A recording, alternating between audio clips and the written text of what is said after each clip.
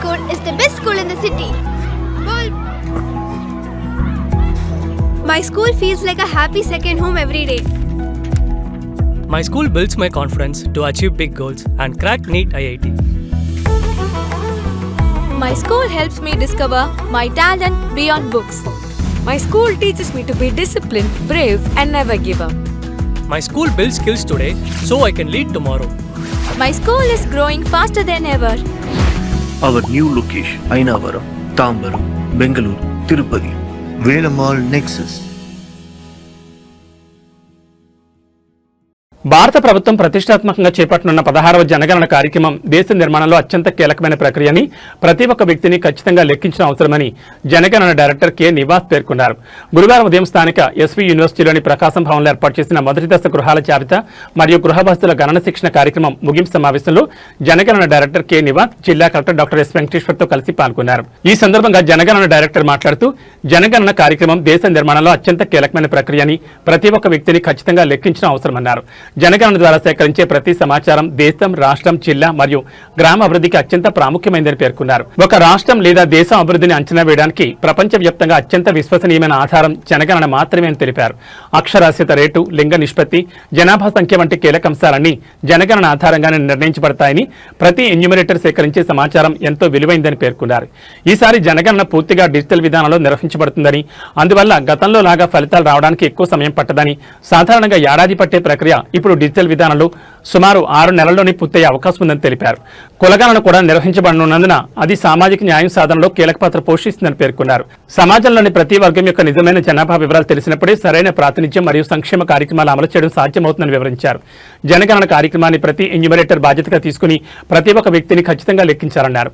ఈ ప్రక్రియను నిజమైన నేషన్ బిల్డింగ్ ఎక్సర్సైజ్ గా భావించి అందరూ సహకరించి విజయవంతం చేయాలని పిలుపునిచ్చారు. జిల్లా కలెక్టర్ మాట్లాడుతూ జిల్లాలో జనగణన కార్యక్రమాన్ని విజయవంతం చేయాలన్నారు. మన జిల్లాను ప్రత్యేకంగా ఎంపిక చేసి ఈ ట్రైనింగ్ కార్యక్రమం నిర్వహించడం ద్వారా ఈ జనగణన ఆపరేషన్కు ఎంత ప్రాముఖ్యత కలదో మనందరికీ స్పష్టంగా తెలుస్తుందన్నారు.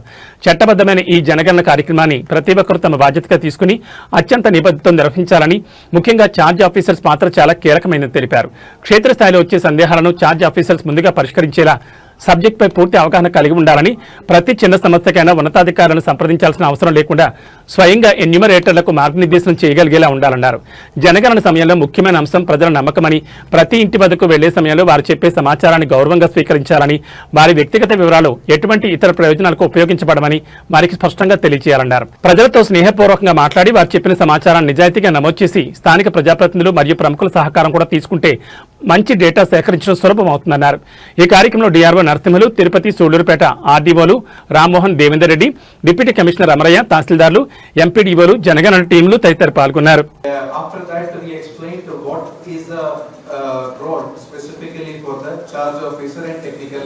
assistance, how crucial you all are going to play in the census 2027, because this is the first digitally driven census is going to happen in India.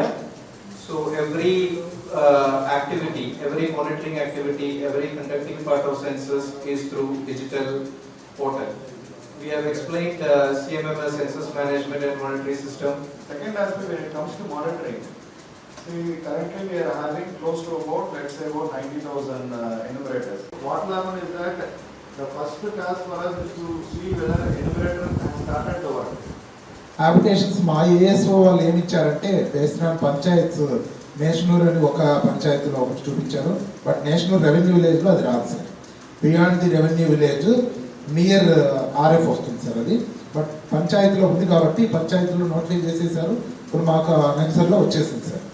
But ఇప్పుడు మీరు ఇచ్చిన దాంట్లో మాకు రెవెన్యూ బార్డర్లో అది లేదు సార్. బ్లాక్ హెచ్ఎల్బీస్ క్రియేషన్ చేసేటప్పుడు beyond revenue village boundary మేము వెళ్ళాలి, అలా వెళ్ళొచ్చా. అలాగే ఇంకోటి కూడా ఉంది సార్, బిఎస్ఎస్ కూడా ఉంది, అది కూడా పంచాయతీ తడుగులో చూపించారు కానీ రెవెన్యూ విలేజ్లో తడుగులోకి రాదు సార్. అది ఫారెస్ట్ విలేజెస్ ఉన్నాయి. సో ఫారెస్ట్ విలేజెస్ ఏమవుతుందంటే రెవెన్యూ ఉండదు కదా. And there or forest villages even the forest department is now denying. They will have their own, let's say, issues or this thing. They are not accepting this thing. But there are villages. So that's why what the Government of India has clarified is that as institutions, but most of them they are occupied 24/7 and 365 days. How should we consider them as a vacant or a land? How should, because they will be always owned, sir.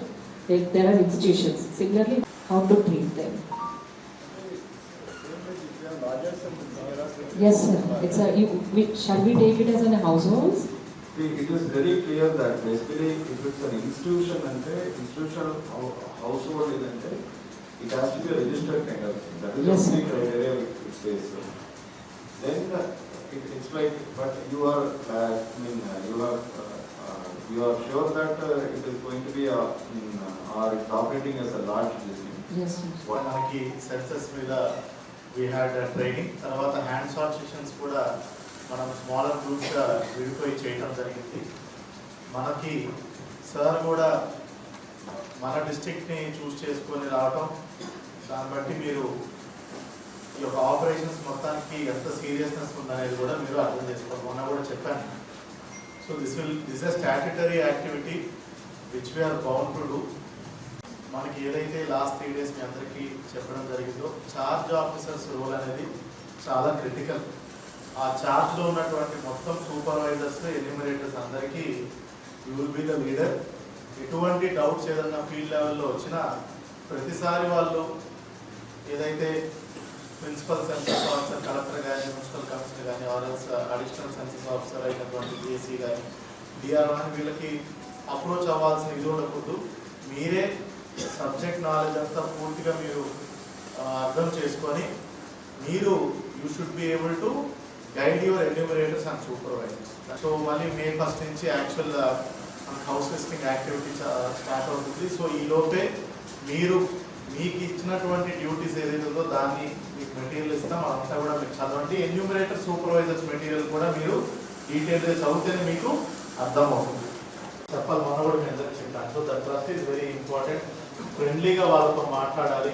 మనకి వచ్చే data whatever key tells that is the ఇంకా మీ కళ్ళు అన్నీ కూడా కనిపించగలరు, right. తర్వాత local prominent leaders అందరినీ కూడా మీరు వాళ్ళ సహాయ సహకారాలు తీసుకోండి.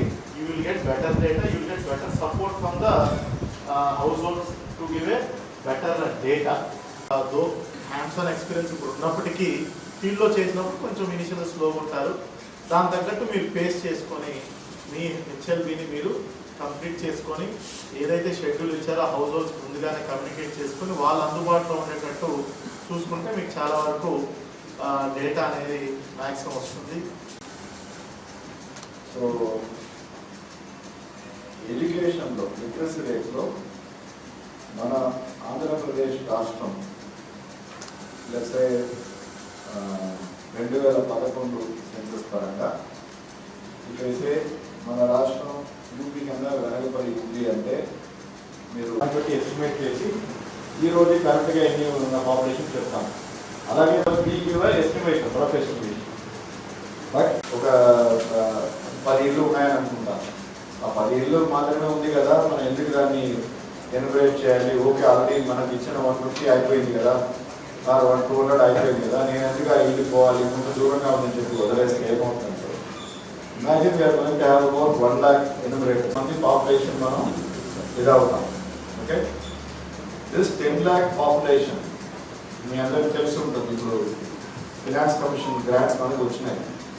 రాష్ట్రానికి కేంద్రం నుంచి వచ్చినటువంటి నిధి అవసరాలు ఏమైతే ఉన్నాయో అది totally are let's A majority 50% it's going to be based on your population need. మనకి ఈ సంవత్సరం మనకి ఈ డిస్ట్రిక్ట్ ఫినాన్స్ కమిషన్లో 4.0 నుంచి 4.2 అంటే 0.2% మనకి పెరిగింది. అంటే 0.2% is only an increase అన్నమాట. But suppose these kind of 10 lakhs population కనుక మిస్ అయిపోయిందని అనుకోండి, then even if the population gets reduce by 0.01 or 0.1% reduce అయితే కూడా ఫైనలీ దానికి ఎంత విలువ what as a state will be losing తెలుసా? Will be losing to close to about 20,000-30,000 crores which the state has to get. That is the importance of counting every person. ఇప్పుడు చూసి ఉంటారు what ever దానికి UP, Bihar ఆ ఉన్న స్టేట్కి వాళ్ళకున్న అలొకేషన్లో ఎక్కువ వాళ్ళకి వెళ్తా ఉంది. కారణం ఒకటే, అంటే because the population still now weightage given to population is no. Population control of the weightage ఉంది కానీ that is not having a very big weightage.